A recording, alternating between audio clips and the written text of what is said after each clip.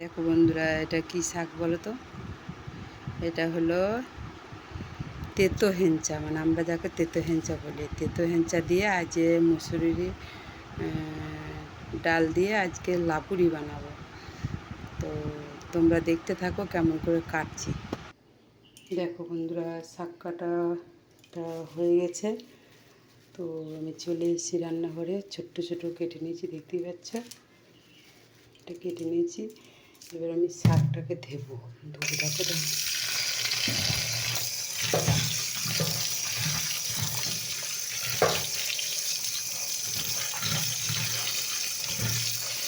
রাস্তাঘাটের শাক তো, মাঠে ঘাটের শাক, তো সেগুলোকে একটু ভালো করে ধুয়ে নিতেই হবে। দেখাবো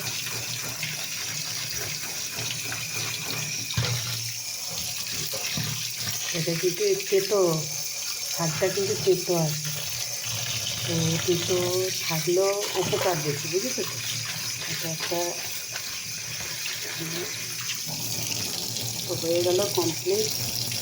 তো চলো এবার দেখতে থাকো যে ডাল সেদ্ধ করে গেছিলো, মুসুরির ডাল। দেখো সেদ্ধ হয়ে গেছে, বুঝেছে? এটা একটু ঢেলে নেবো।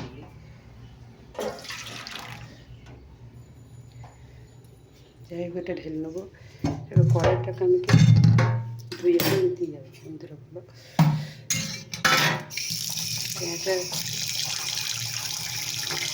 সুতার টাকা করলেই তো ধুতে হবে। বলো জ্বালিয়ে দিলাম, নুন জ্বালিয়ে দিতে হবে। দেখো কড়াই হচ্ছে, বুঝতে পারছি তো?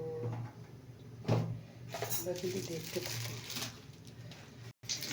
তো দেখতে থাকো বন্ধুরা। তো তেল দিয়েছি, একটা শুকনো লঙ্কা ফোড়ন দিয়েছি, আর রসুন একটু থেতো করে দিয়েছি। ওটাকে ভেজে নিই। তো দেখো বন্ধুরা, একটু ভাজা ভাজা হয়ে গেছে। তো এবার আমি শাকটা দিয়ে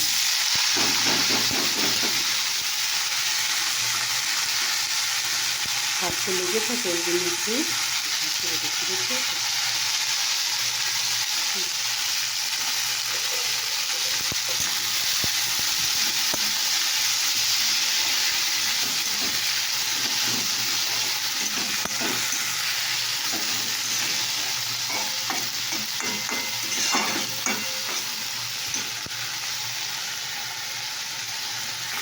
তো দেখো আমি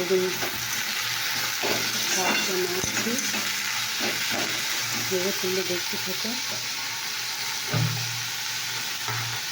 শাকে কী কী মশলা দিচ্ছি। দেখো হলুদ,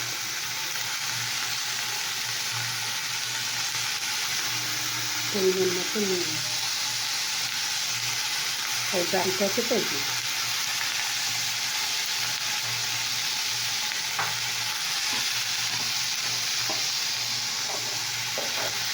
এবার আমি নেড়ে দেবো।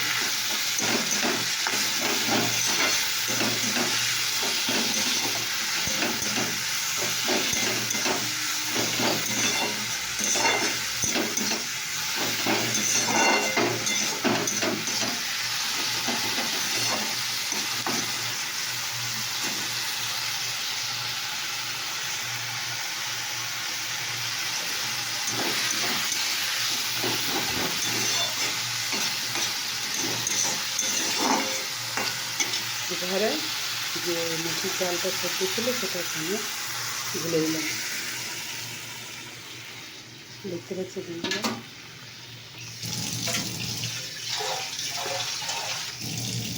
একটু জল পরিমাণ দিয়ে দিলাম। দেখো কেমন লাগছে বন্ধুরা,